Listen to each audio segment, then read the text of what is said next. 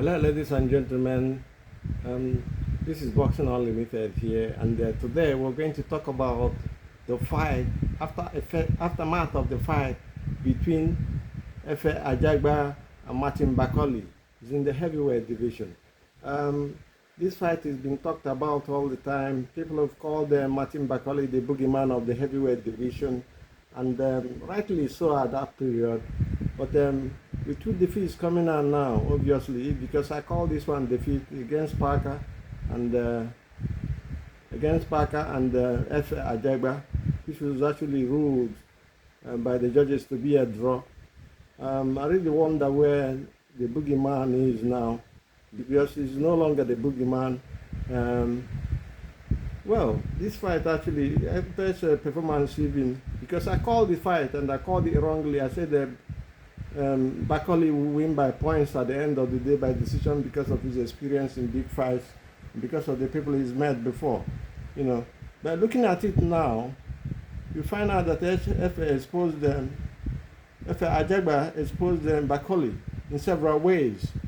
Have a look on it. Have a look. Go back to the fight and watch it again, and then you see what I'm saying. FA's performance was good all through. Better than any other before, better than what I've seen in him before. I made the point. I told him he has to let his hand go, and I think he saw that and let his hand go. But I was surprised that Bakole's big fat stomach was not attacked by FA, because I said it here. I said the SA is a headhunter all through, and he continued on that path. He would have won this fight convincingly, or even stopped Bakole, because I asked the question, can Ajagba stop Bakole? That is the only way he would have gotten a decision. Because, I have to be straightforward with you, I have to be honest. FA needed a knockout in that fight, because obviously,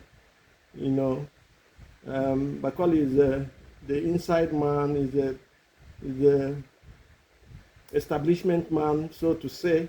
He has a way with Turaki Alashin, and that actually affected the decision at the end of the day, because having lost by knockout in his fight with Parker, he was supposed to go down and come up again, but as soon as they still gave him the match, which was supposed to have been for the interim title of the heavyweight division, before he took the fight on 2 days' notice against Parker. Having said that, I have to be honest with you. FA's movement was Ajagba's movement was a worry for him. It was a worry, and he never got hold of the fight all through. The only time he had momentum and had success was when he pins Ajagba to the rope and releases combination of punches. Having said that, I have to be honest with you. I called this fight wrongly. Ajagba used his jab very well. His right hand he used a little bit, but he never did attack. That is where I criticize him always. And I said Ajagba is a headhunter, and he proved it. But he has to mix up his fights if he's going to win anything in the heavyweight division. The body is very important.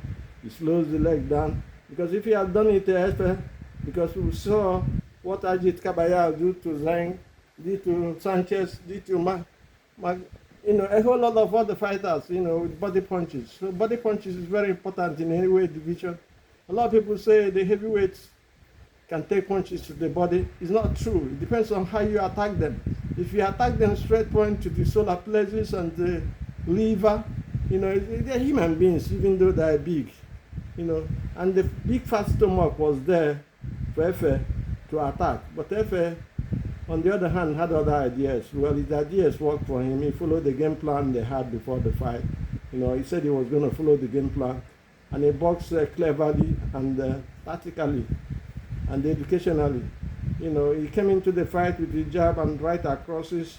I didn't see much of his uppercuts as well, because Bakole was there for him to hit, and he hit Bakole a couple of times, rocked him with punches to the head, and dazed him a little bit, but he didn't capitalize. He didn't take advantage of that. Bakole came into the fight overweight, at 299 pounds, almost 300 pounds. You know, when he fought